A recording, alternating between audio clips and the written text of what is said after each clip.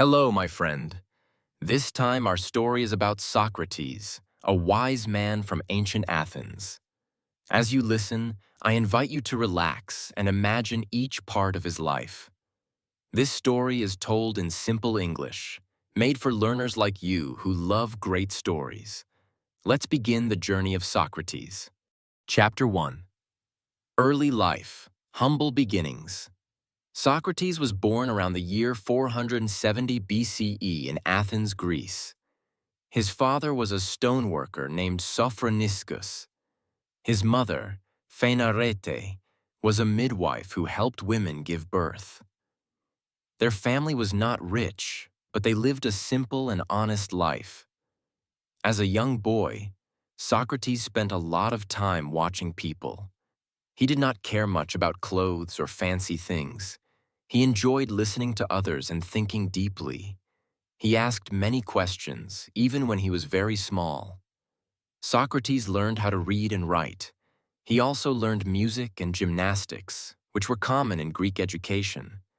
But he was not interested in sports or being famous. He wanted to understand life. When he grew older, he worked as a stonemason with his father. He helped shape stones for buildings and statues. This work helped him stay strong and healthy. At the same time, he continued thinking and asking questions. People said that Socrates was not handsome. He had a broad nose, thick lips, and big eyes. But he was proud of his mind. He believed that what was inside a person was more important than the outside. In his free time, Socrates loved to talk with others. He often stood in the marketplace, called the Agora. There he spoke with merchants, soldiers, and teachers. His goal was not to teach them facts. He wanted to help them think more clearly. Socrates did not leave behind any books. He believed that speaking and thinking together was more powerful than writing. So, most of what we know about him comes from the writings of others. One of these people was Plato, a young man who followed Socrates. But that part of the story comes later. For now, we remember young Socrates, a simple boy, the son of a stoneworker, who already dreamed of a deeper life. Chapter 2. The World Around Socrates. Athens in his time. During the time of Socrates, Athens was a busy and powerful city.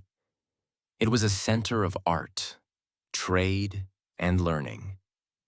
Many people came to Athens to do business, watch plays, or study with teachers.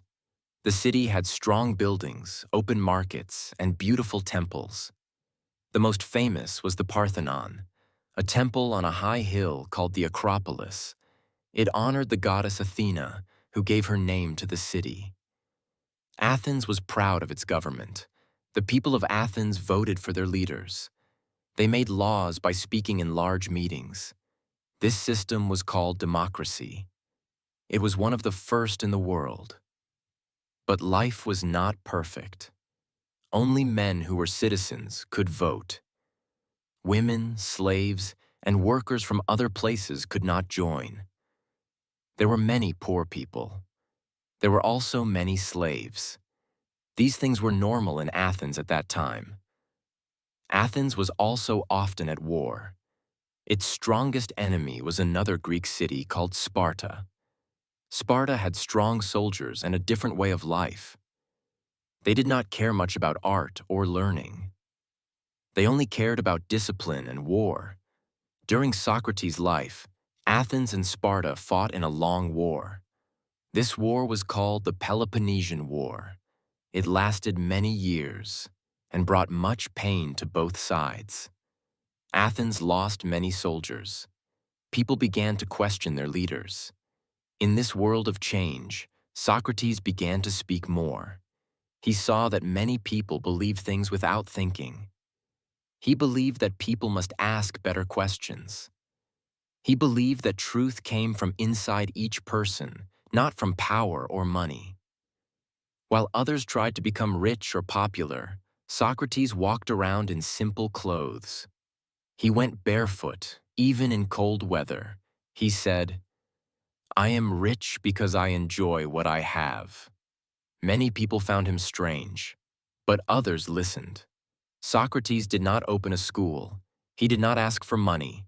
He simply walked, talked, and asked. In the busy streets of Athens, a new kind of thinker was being born. Chapter 3. The philosopher emerges, asking the hard questions. As Socrates grew older, he began to speak with more people. He did not speak like a teacher. He asked questions. Then he asked more questions. This way of speaking is now called the Socratic method. He would meet someone in the street and ask, "What is justice?"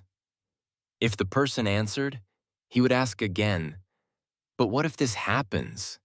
He wanted the person to think deeper. He wanted truth, not just opinions. One day, Socrates met a man who said he was wise. Socrates asked many questions. In the end, the man became confused. Socrates smiled and said, "I know one thing. I know that I know nothing." This way of speaking made people think, but it also made some people angry. Important men did not like to be questioned. They thought Socrates was trying to show they were not smart. Socrates believed that the soul was more important than the body. He said people should take care of their souls, just like they take care of their health. To take care of the soul, one must ask what is right and wrong. He asked about love, courage, and honesty. He asked about duty, truth, and the meaning of life. Some people laughed at him. Others listened and came back the next day. Many young men began to follow Socrates. They liked his questions. They liked his simple way of life. Some of them became great thinkers, like Plato, but others just wanted to copy his style without understanding his heart. Socrates did not think he was better than others. He said, "I am not a teacher. I am a friend who walks with you." But his words had power. His questions changed lives. He did not care about fame or reward. He said the best life was one that searched for truth. This made him different from many others in Athens, and soon it would also bring him trouble. Chapter 4. His Teachings. What is a good life? Socrates did not write books, but he shared many ideas. He spoke about what it means to live a good life. For him, a good life was not full of money or power. A good life was a life of wisdom and honesty. He said, "The unexamined life is not worth living." This means people should think about their actions. They should ask themselves, "Am I living the right way?" He believed that asking these questions helps a person grow. Socrates believed in something called the soul. He said the soul was the center of a person. It held their thoughts, their morals, and their choices. He taught that caring for the soul was more important than caring for the body. To care for the soul, one must ask, what is good? He believed that no one does wrong on purpose. He said that if people truly understand what is good, they will do good. So, wisdom and knowledge were the keys to a better life. Socrates often said, "I am not wise." But in truth, many people began to see him as the wisest man in Athens. He never gave simple answers. Instead, he helped others find their own answers through questions. He believed that truth is inside each person. It cannot be given from outside. So he did not speak like a leader or a prophet. He only asked people to think more deeply. He helped them find what they already knew inside. Many people in Athens respected his way of thinking. But not everyone liked his ideas. Some thought his questions were dangerous. They said he was teaching the youth to question everything, even the gods and the laws. Still, Socrates did not stop. He walked every day through the city. He wore plain clothes. He accepted no money. He spoke to anyone who would listen. His life was simple, but his thoughts were deep. In the warm sun of the Athenian streets, Socrates gave the world something rare. He showed that one man, asking honest questions, could change how people think forever. Chapter 5. Followers and critics, from Plato to the people. As Socrates continued to speak in the streets, more people began to follow him. Many of his followers were young men from rich families. They were educated, curious, and full of energy. They loved his deep questions and his way of speaking. One of the most famous of these young men was Plato. He listened to Socrates for many years. He took careful notes and remembered their talks. Later, Plato would write books where Socrates was the main voice. Without Plato, we would know much less about Socrates today. Plato was not the only follower. There were others like Xenophon, who was a soldier and writer. There was also Antisthenes, who later started a group that lived in a simple way, like Socrates. These students helped to spread his ideas to future generations. But Socrates also had many critics. Some were poets or teachers who made fun of him. One of them was the playwright Aristophanes, who wrote a play called The Clouds.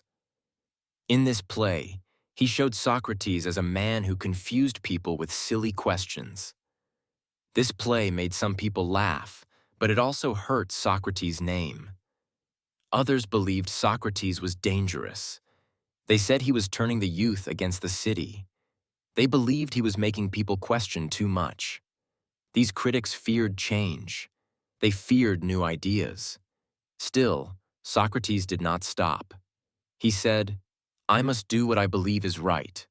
He believed that each person must follow their own path of truth.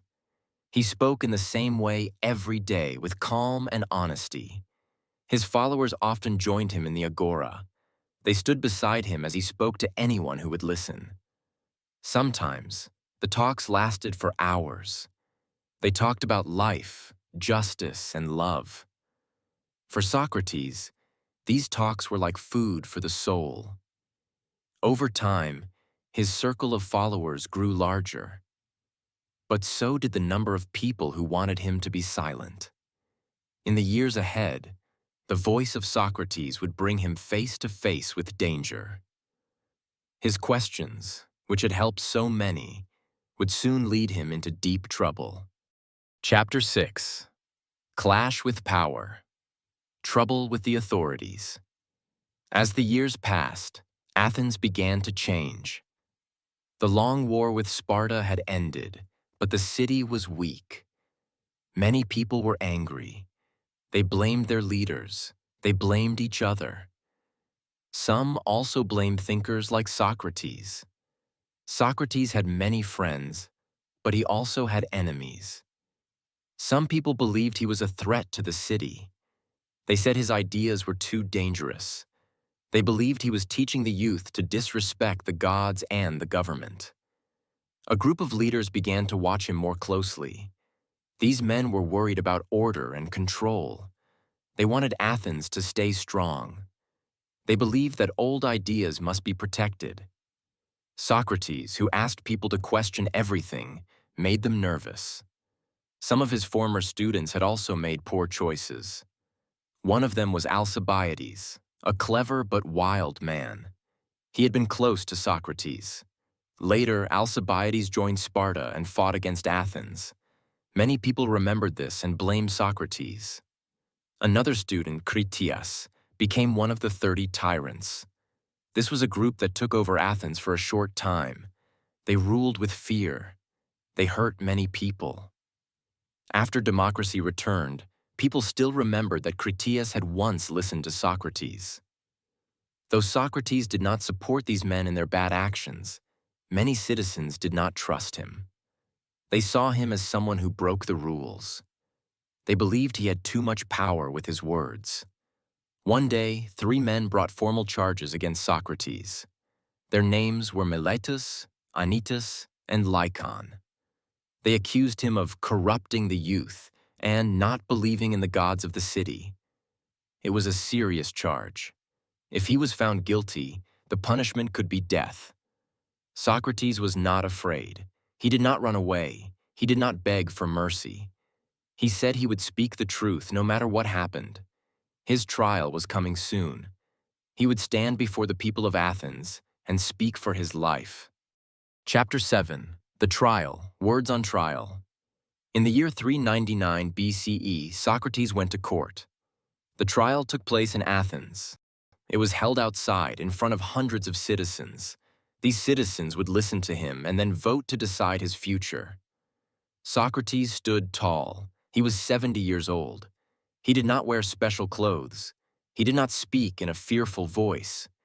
He spoke with calm and strength. He believed the truth would protect him. The three men who accused him spoke first.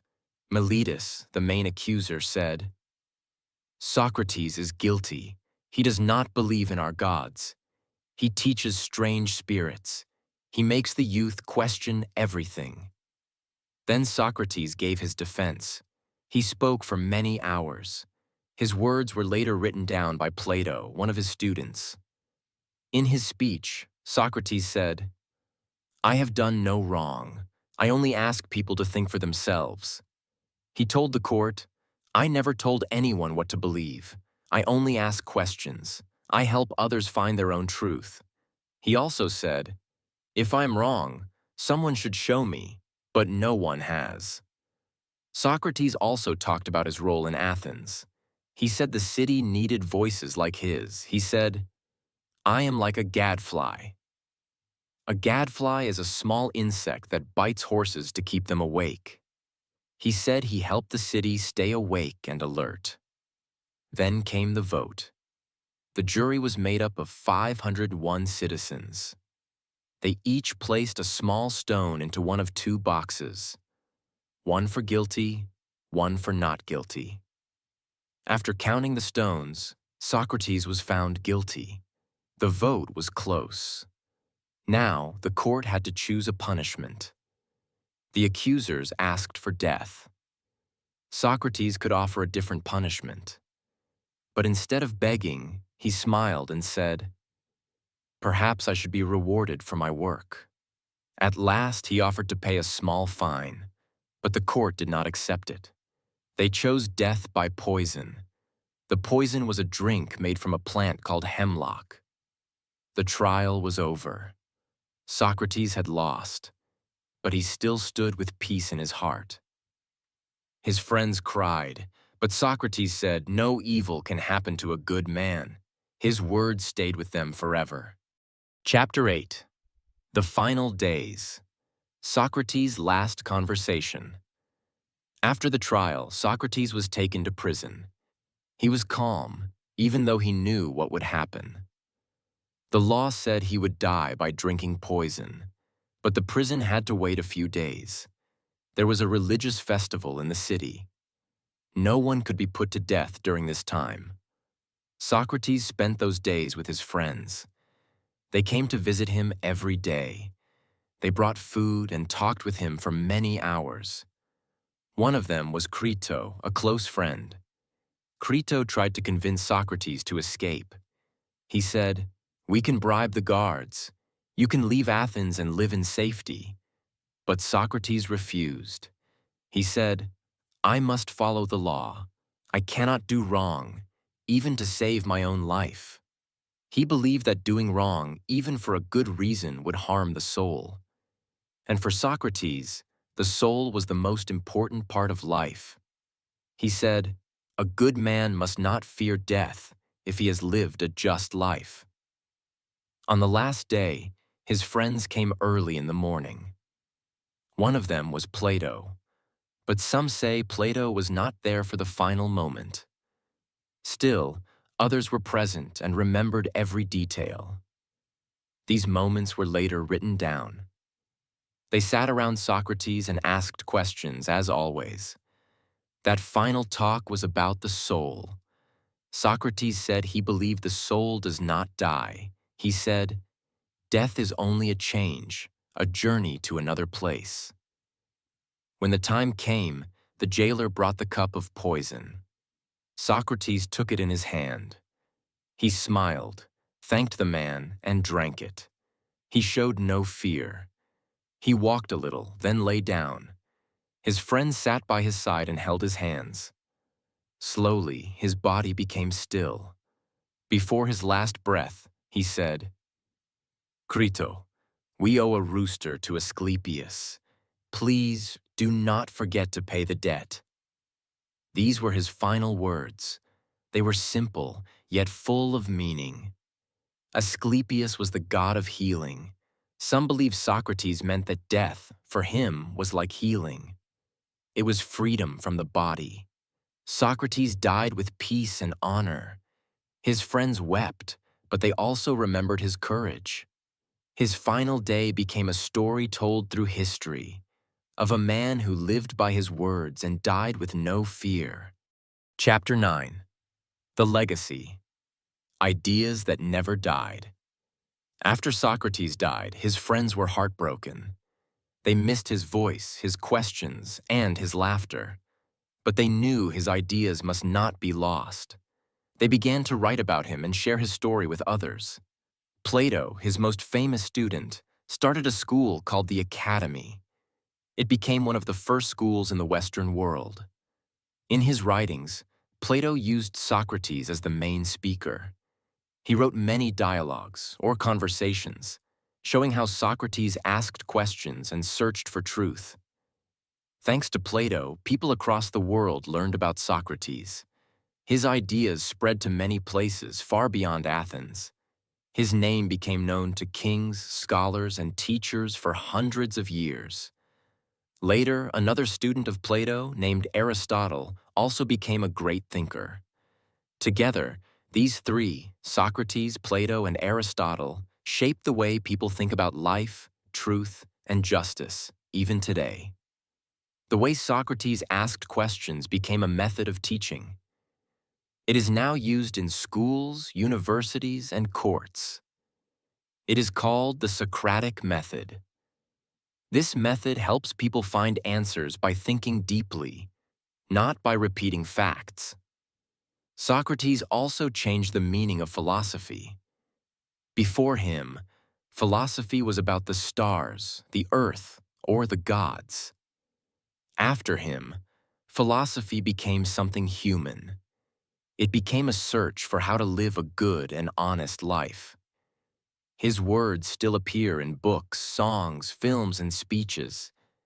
Many people remember his famous line, "The unexamined life is not worth living." These words remind us to stop, think, and ask the hard questions. Socrates never held a title. He did not start a religion. He had no army, no money, and no power. But his ideas lived on. They moved from one heart to another, through time and across the world. Today, when people speak of justice, truth, and the soul, they still hear the voice of Socrates. A voice from long ago, walking barefoot in the streets of Athens, still asking, still guiding, still alive in the minds of those who learn. Thank you for joining the life journey of Socrates through this real story. His questions helped the world grow. His voice still helps people think more clearly today. This was created for English listening practice and to help learners learn English through story. I hope it made the life of Socrates feel close and alive for you. Stay curious. Stay thoughtful. Keep listening to great stories.